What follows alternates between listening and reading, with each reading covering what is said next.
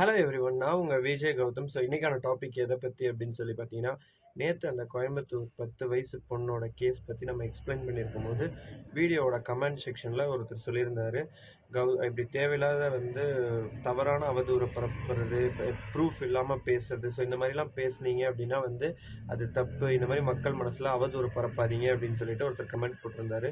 So அந்த கமெண்ட்டுக்கு ரிப்ளைவாகவும் இன்னைக்கு அந்த கேஸ் பற்றின ஒரு அப்டேட்டையும் தான் நம்ம இந்த வீடியோவில் பார்க்க போகிறோம். ஸோ வீடியோ ஃபுல்லாக பாருங்கள். வீடியோவில் நான் சொன்ன இஷ்யூஸ்லாம் உண்மையாக பொய்யான்றது இந்த வீடியோ ஃபுல்லாக பாருங்கள், உங்களுக்கே தெரியும்.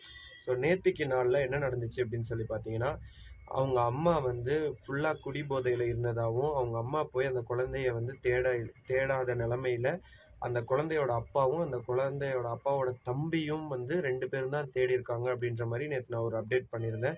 ஸோ அந்த அப்டேட் பொய், இது முற்றிலும் தவறான செய்தி அப்படின்னு சொல்லியிருந்தாங்க. ஸோ நேற்றுக்கு நாளில் என்ன நடந்துச்சுன்னு பார்த்தீங்கன்னா, அவங்க அப்பா பிரத்யேகமாக ஒரு சேனலுக்கு பேட்டி கொடுத்துருக்காரு. என்ன பேட்டி கொடுத்துருக்காருன்னு பார்த்தீங்கன்னா, அவங்க அப்பா 20 வருஷமாக கூலி தொழிலாளியாக இருந்திருக்காரு.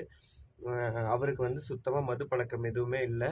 அதே மாதிரி அவங்க அம்மாவை பேட்டி எடுக்கும்போது அந்த குழந்தையோட அம்மா என்ன சொல்லியிருந்தாங்கன்னு பார்த்தீங்கன்னா, ஃப்ரிட்ஜில் வாங்கி வச்சிருந்த மதுபான பாட்டில்கள், கலர்கள் இதெல்லாம் அவங்க ஹஸ்பண்டோடது, எனக்கு அந்த பழக்கம் இல்லை அப்படின்னு சொல்லியிருந்தாங்க. இப்போ அவங்க ஹஸ்பண்ட் சொல்லும்போது, எனக்கு குடிப்பழக்கமே கிடையாது, என் ஃபேமிலிக்கே குடிப்பழக்கம் கிடையாது, ஆனால் என் ஒய்ஃப் மட்டும் குடிப்பாங்க அப்படின்னு சொல்லியிருக்காரு. அடுத்து பார்த்தீங்கன்னா, இவர் 7 மணிக்கு வீட்டுக்கு வந்ததாகவும், வீட்டுக்கு வந்தோடனே இவரோட தம்பி குழந்தை காணோனே, இப்படி எங்கே போச்சுன்னு தெரில, நான் இவ்வளோ நேரமாக தேடிட்டு இருக்கேன், கிடைக்கல, வாங்க போய் தேடுவோன்னு அந்த குழந்தையோட அப்பாவை அந்த அப்பாவோட தம்பி கூட்டிட்டு போனதாகவும் அவங்க அப்பா பேட்டி கொடுத்தாரு. அப்போ அந்த பேட்டி எடுக்கிற ஒரு நபர் கேட்டாரு, அப்போ அவங்க அம்மாவோட மனநிலைமை எப்படி இருந்துச்சு, அவங்க அம்மா என்ன நிலைமையில இருந்தாங்க அப்படின்னு கேட்கும்போது, ஃபுல்லா போதையில இருந்தாங்க அப்படின்னு அவங்க சொன்னாங்க. ஏந்திரிக்க கூட முடியாத அளவுக்கு ஒரு போதை நிலைமையில இருந்தாங்க அப்படின்னு. அப்போ இந்த குடிப்பழக்கம் அவங்களுக்கு எவ்வளவு நாளா இருக்கு அப்படின்னு கேட்கும்போது, ரொம்ப வருஷமா இருக்கு அப்படின்னு சொல்றாரு.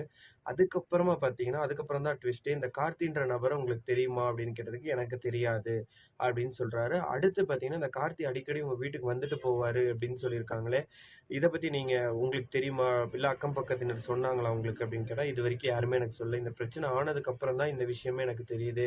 பட் ஆனா அந்த பையன் நல்லவன் தான், அந்த கார்த்தின்றவன் நல்லவன் தான். என் பொண்டாட்டி, அதாவது என்னோட மனைவி தான் மதுபான பாட்டில்களை வாங்கிட்டு வர சொல்றதும், அவனை இந்த வேலைக்கு அந்த வேலைக்குன்னு அனுப்புறதும், அவ தான் க்ளோஸ் ஆக பார்த்துருக்கா அப்படின்னு சொல்லிட்டு பகிரங்கமா ஒரு பேட்டியை கொடுத்துருக்காரு.